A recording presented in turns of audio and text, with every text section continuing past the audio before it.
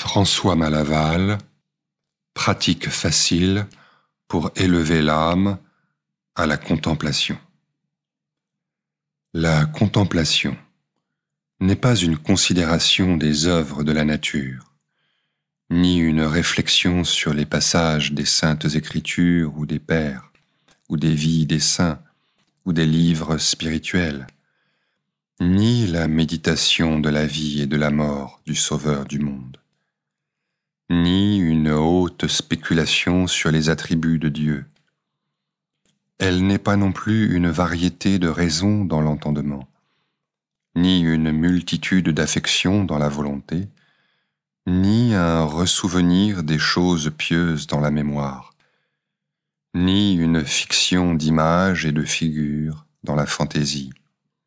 Ce n'est enfin ni tendresse, ni douceur, ni sensibilité, mais une vue simple et amoureuse de Dieu présent, appuyée sur la foi que Dieu est partout et qu'il est tout.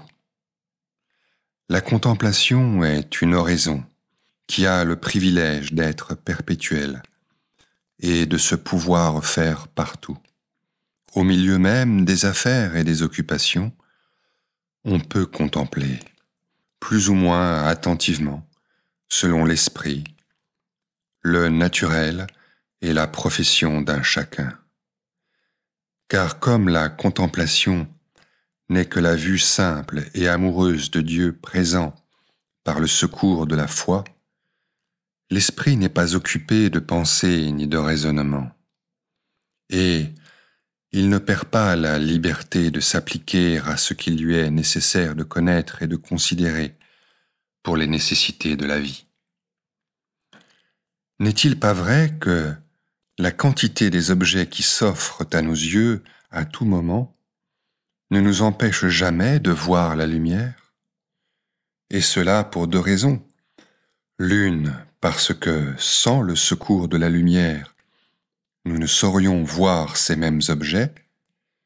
L'autre, parce que la lumière n'a pas des parties distinctes ou figurées qui puissent arrêter nos yeux et les détourner des autres choses.